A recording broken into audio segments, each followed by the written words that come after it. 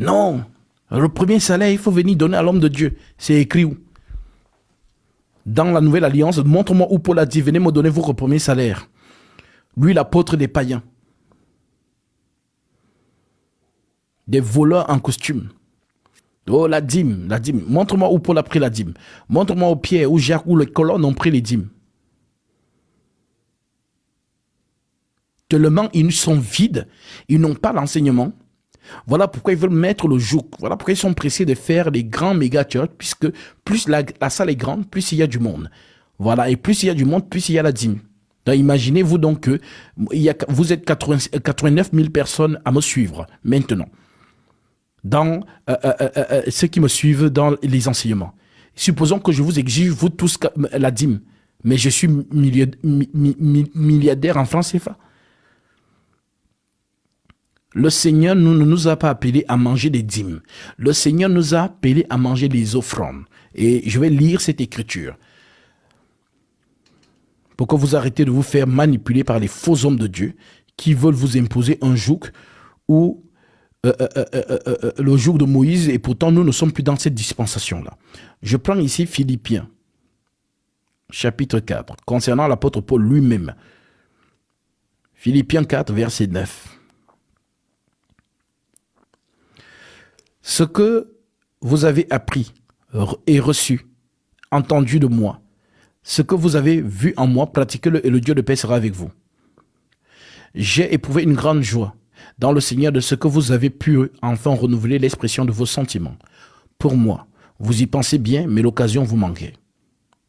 Les frères voulaient donner à Paul, mais les frères n'étaient pas sur place. Paul n'était pas sur place pour recevoir. Parce qu'au temps de Paul, il n'y avait pas les moyens de transport que vous avez aujourd'hui.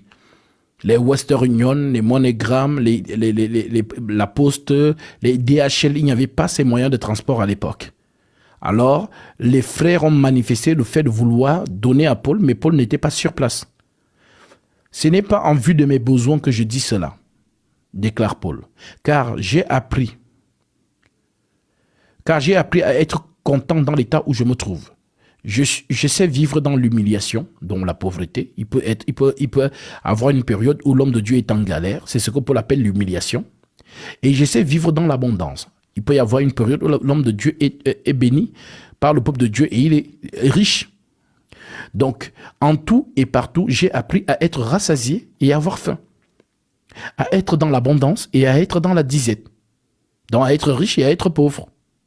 Je puis tout par celui qui me fortifie. Cependant, vous avez bien fait de prendre part à ma détresse. Vous le savez vous-même, Philippiens.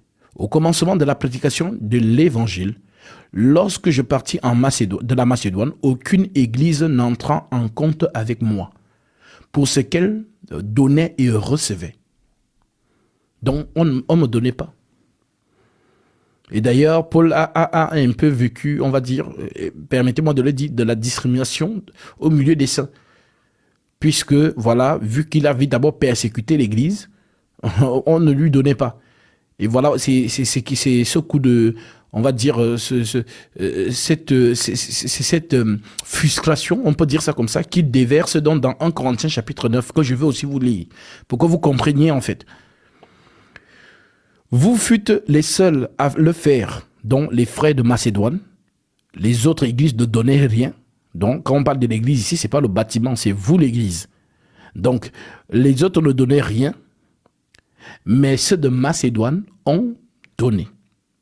Vous fûtes les seuls à le faire, car vous m'envoyez déjà à Thessalonique à 2 reprises, de quoi pourvoir à mes besoins. Vous m'envoyez déjà à Thessalonique à 2 reprises, de quoi pourvoir à mes besoins. Voilà. Donc, l'homme de Dieu, c'est les saints, dont l'assemblée des saints. C'est ce que Paul appelle dans 1 Corinthiens 9, qu'on va lire, le lait du troupeau. On va lire ça. Ce n'est pas que je recherche les dons, mais je recherche le fruit qui abonde pour votre compte. En d'autres termes, quand vous me donnez, c'est le fruit qui abonde pour votre compte. En gros, ce n'est pas moi qui profite, c'est vous qui profitez. J'ai tout reçu et je suis dans l'abondance. Merci, j'ai reçu, je suis riche. J'ai été comblé de biens. Vraiment, j'ai reçu beaucoup de biens. En recevant par Épaphrodite ce qui vient de vous. comme un parfum d'une bonne odeur. C'est un parfum d'une bonne odeur. Un sacrifice que Dieu accepte et qui lui est agréable. Oui, Dieu aime quand tu donnes à l'homme de Dieu. Et mon Dieu pourvoira à tous vos besoins. Donc le Dieu de l'homme de Dieu, donc le Dieu qu'il a appelé au service, le Dieu qu'il a embauché, son Dieu donc pourvoira à vos besoins, selon sa richesse avec gloire en Jésus-Christ. À notre Dieu et Père soit la gloire au siècle des siècles. Amen. Je pense que c'est clair. Maintenant, lorsqu'on vient dans 1 Corinthiens, chapitre 9, voici donc ce que Paul va subir comme discrimination. Écoutez bien. Ne suis-je pas libre, dit Paul? Ne suis-je pas apôtre? N'ai-je pas vu Jésus notre Seigneur? N'êtes-vous pas mon œuvre dans le Seigneur? Si vous êtes chrétien, c'est par moi que le Seigneur est passé pour vous amener à lui. N'êtes-vous pas mon œuvre dans le Seigneur? Si pour d'autres je ne suis pas apôtre, je le suis au moins pour vous, car vous êtes le sceau de mon apostolat. C'est par mon enseignement que tu es affermi dans le Seigneur. Vous êtes le sceau de mon apostolat. C'est là ma défense contre ceux qui m'accusent. Qui accusait Paul? Question. N'avons-nous pas le droit de manger et de boire? Écoutez bien, c'est une polémique. N'avons-nous pas le droit de manger et de boire? N'avons-nous pas le droit de mener avec nous une sœur qui soit notre femme, comme le font les autres apôtres et les frères du Seigneur? En d'autres termes, dans l'assemblée, on donnait beaucoup de privilèges aux 12. Mais Paul, comme il a persécuté l'église, on se retenait un peu envers lui. Et il le dit même dans une autre lettre. Voilà, les frères avaient un peu peur de moi au début parce qu'ils avaient appris les choses que j'avais fait, j'avais persécuté l'église, mais après, justement, ils ont vu que le Seigneur agissait puissamment en moi, et ainsi de suite. Et les frères du Seigneur et Céphas, dont Céphas et Pierre, ou bien est-ce moi seul et Barnabas, nous n'avons pas le droit de ne point travailler? Donc le travail ici fait référence à quoi? Au service dans l'Assemblée des saints. Qui jamais fait le service militaire à ses propres frais? Voilà dans le travail. Qui jamais fait le service militaire à ses propres frais? En d'autres termes, si je suis un militaire, quand le gouvernement embauche un militaire, ce n'est pas le militaire qui achète lui-même son uniforme. Ce n'est pas le militaire lui-même qui achète la torche, qui achète son arme, qui achète les bottes, qui achète la ceinture, qui achète la torche, qui achète le sac. C'est le gouvernement qui l'embauche, qui lui donne tous ses ustensiles. C'est ce qu'il dit donc. Qui jamais fait le service militaire à ses propres frais? Qui est-ce qui plante une vigne et n'en mange pas le fruit? En d'autres termes, si c'est moi qui vous ai enseigné, et qui a un petit fruit qui sort là, donnez-moi aussi, je mange. C'est l'œuvre de mon travail en vous. Où est le problème? Où est le problème? Les faux chrétiens qui murmurent là. Voilà pourquoi l'apôtre Paul refusait de prendre le prendre sur certaines personnes, parce qu'il y avait des gens, quand ils donnent, ils commencent à murmurer. Je lui ai donné, ainsi de suite. Tu murmures contre toi-même et ton offrande n'ira nulle part, parce que tu donnes en murmurant. Qui jamais fait le service militaire à ses propres frais? Qui est celui qui plante une vigne et ne mange pas le fruit? Qui est-ce qui fait paître un troupeau et ne se nourrit pas du lait du troupeau? Vous êtes le troupeau. Si on prend les choses au premier degré, est-ce que vous êtes vraiment des brebis à proprement dit? Tu es un mouton? Non. Tu es un agneau? Non, à proprement dit non. Mais dans le langage de la prophétie, oui, tu es une brebis du Seigneur. Alors Paul dit donc que le troupeau là du Seigneur, le lait qui sort de là, il doit boire.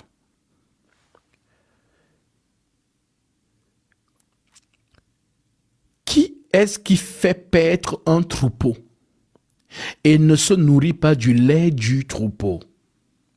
Les faux hommes de Dieu qui sont cachés en faux profil là. Vous venez prendre les enseignements pour aller les tordre à votre manière. Donc je vous vois. D'ailleurs même, il n'y a que les faux chrétiens qui vous suivent. Parce que les vrais chrétiens qui sont bien instruits par la sainte doctrine, c'est-à-dire il y a l'onction qui se dégage de celui qui a le don de l'enseignement. La maîtrise des saintes écritures. Parce que je sais qu'il y a beaucoup de faux hommes de Dieu qui viennent souvent dans mes lives en faux profil pour venir prendre les choses et aller enseigner là où ils sont. Après, ils vont dire que c'est eux qui ont enseigné ça. Mais celui par qui vous avez pris ça, vous ne l'invitez jamais que non, viens, on a enseigné le faux ici, viens enlever le faux là et restaure la vérité. Vous ne m'invitez pas. Parce que vous voulez faire croire aux gens qui vous suivent que non, c'est vous qui enseignez comme ça.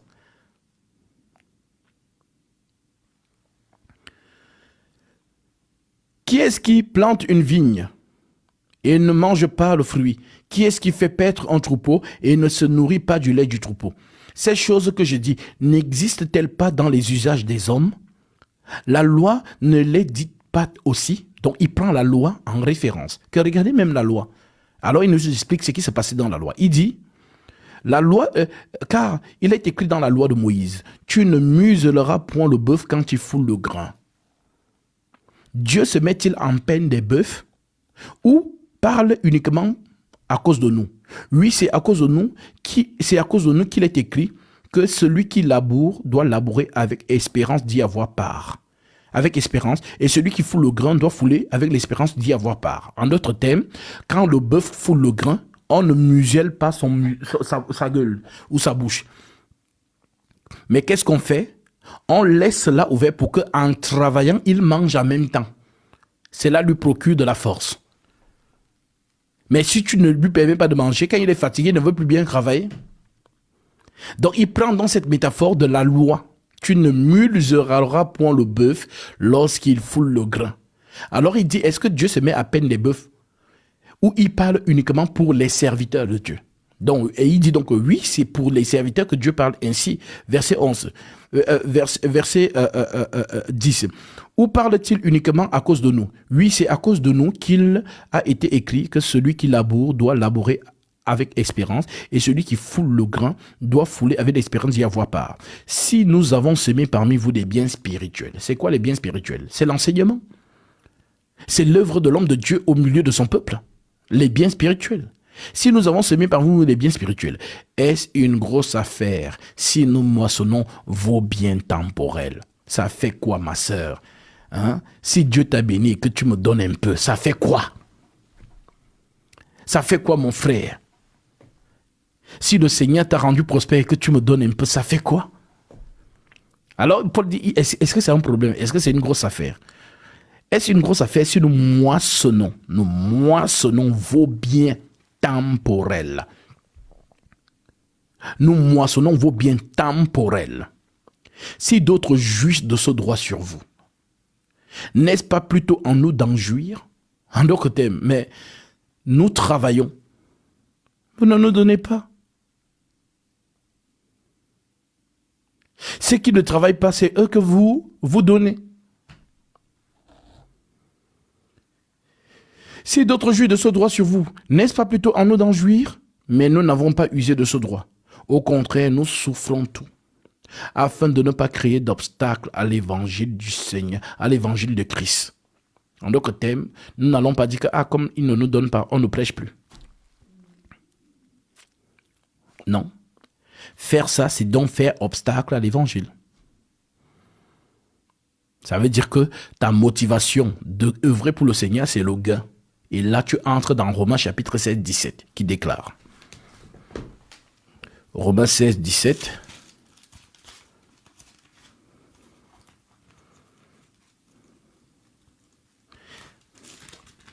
Il est écrit, Romains chapitre 16, verset 17.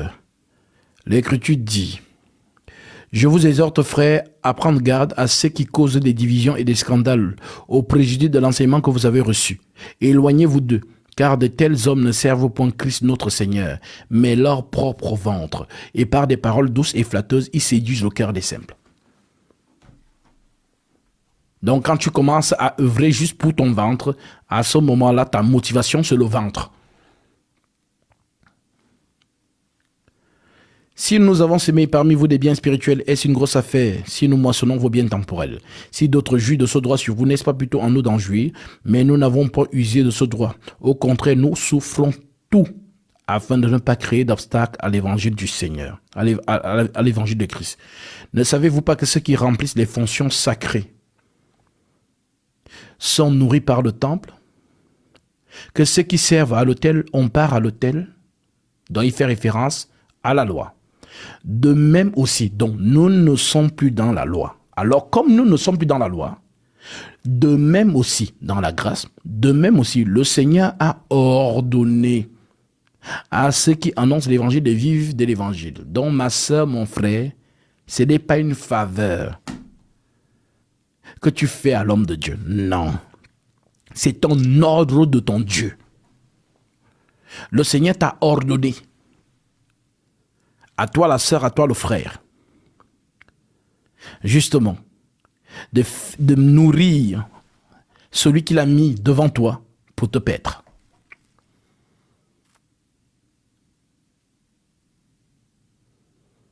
Voilà pourquoi l'Écriture disait, mangez de tout ce qu'on vous présente sur la table, c'est votre salaire. Donc il n'y a pas que non, le salaire fiche de moi, comme les faux hommes de Dieu, la dîme. La dîme c'est un salaire. La dîme c'est un salaire. Et c'est ce qu'ils veulent donc instaurer sur le joug des gens. Mais le Seigneur dit donc, mangez de tout ce qu'on vous présente sur la table. C'est votre salaire. Donc si j'ai fait l'œuvre et qu'une sœur m'a donné quelque chose, c'est mon salaire. C'est mon salaire. Et pareil dans Matthieu chapitre 10. Que celui à qui Matthieu s'accueille dit, si en entrant dans la maison, saluez-la. Si la maison n'est pas digne, que votre Père revienne avec vous. Mais si la maison en est digne, que votre Père vienne sur elle. Donc, je pense que vous êtes assez armés pour contrer tous les faux hommes de Dieu. Ce sont des fontaines sans eau. Ils vous ont menti depuis des générations. Je pense que là, vous êtes armés, doctrinalement parlant.